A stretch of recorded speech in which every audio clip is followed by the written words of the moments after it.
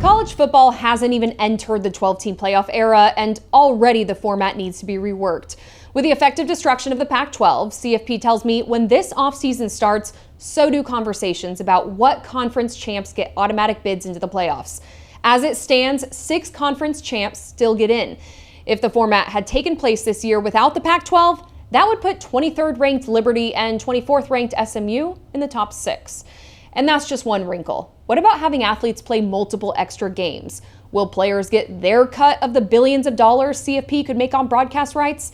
We're talking with Bob Thompson, former president of the Fox Sports Network and co-founder of the Big Ten Network. This push for a college football playoff has gone on for a very long time, long before we ended up with a Final Four type situation. What made now the right time for a 12-team playoff? Why was this decision reached in this decade? Well, there's the never-ending chase for revenue, and that's really what it comes down to. Back in the 90s, we were pushing for, when Fox had the BCS, we were really hoping that we would get to a tournament, and there was no indication that there was going to be an expansion beyond the 4 teams, and not even at that time there wasn't even really a play-in game. So, ESPN was able to put that together, and I think the CFP, the board of managers, which is basically the presidents and commissioners of the major 10 conferences, all felt that to have more opportunity for schools to advance and play for a championship was a smart idea. And it took a lot longer than a lot of us had hoped it would, but at least they're finally there, and it clearly looks like next year is going to be interesting.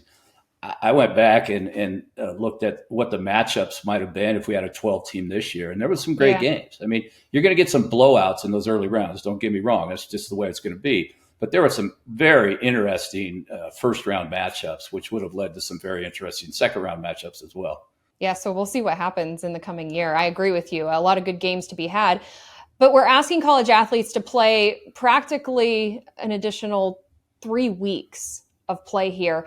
Does the NIL play into this at all? Because now college athletes are getting paid, being treated a little bit more like professional athletes to be able to make that ask. Because I know part of the extension of the season to this long, a part of the reason not to do it would have been to protect those athletes, protect their safety.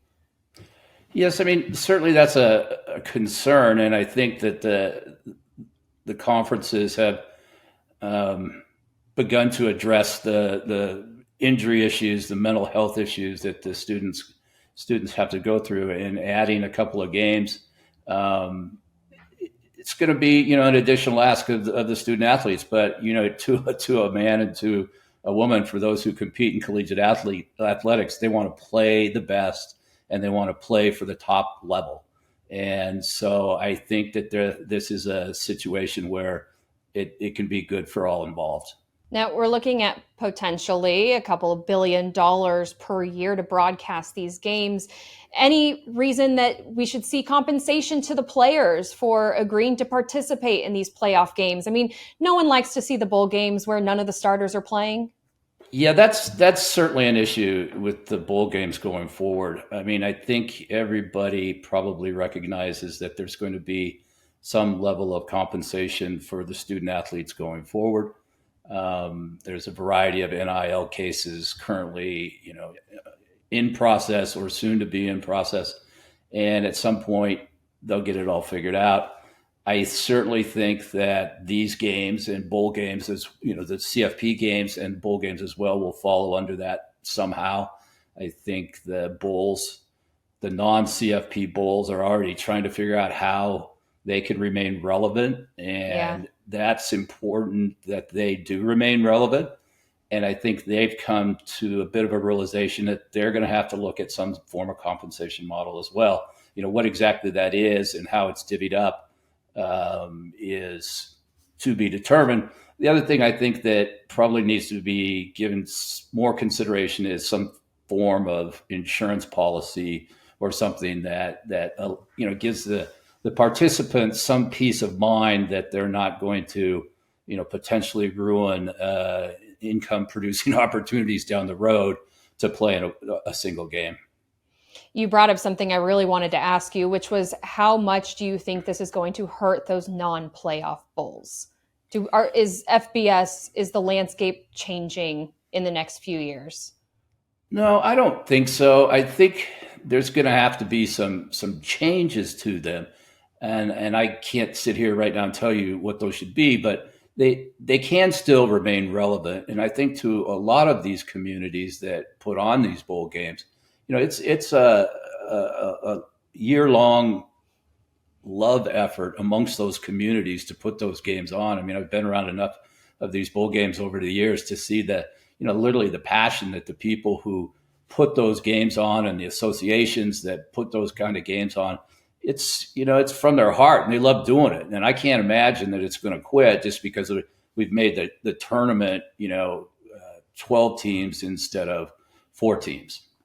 CFP has some decisions to make. They have some conversations to be had with what's happening with the conferences right now. How do you think that the conference realignment is going to change the playoff structure that's been proposed up to this point?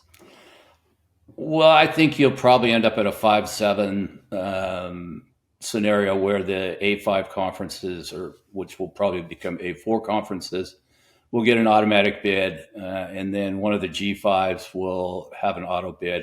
The rest will go to the highest rated non-conference champions playing in, the subdivision that the bowl games all fold into. So I don't see a huge difference. I mean, right now it's kind of 6-6 they were talking about, but when the Pac-12 imploded, it quickly went to a 5-7, and I think the G5 guys we're hoping they could maybe hang on for another one, but it's not probably going to happen. So I would expect it's a 5-7. Do you think there's too much emphasis being placed on conference championships? I mean, we all watch Georgia play. I think a lot of us would have loved to see that caliber of football in the finals. Yes, I think, the conference championship games, first of all, the revenue producers and everybody's under a television agreement for a number of years that has a conference championship game included in it. So they're going to be around at least for the foreseeable future. I think you could get a situation now where, the way the tournament sets up, you could have somebody play each other 3 times, once in the regular season, once in the conference champ game, and then once in the tournament as well. So, I don't know that that's what anybody necessarily wants, but if it happens, it happens. I think, having 3 Georgia, Alabama games or 3 Washington, Oregon games, everybody been very happy with, or 3 Ohio State, Michigan games, because they're great games. And that's what it's all about, trying to create the best matchups that are going to draw the most viewers for the TV networks. And that way they'll continue to pay. Bob Thompson, thank you so much for your thoughts. My pleasure.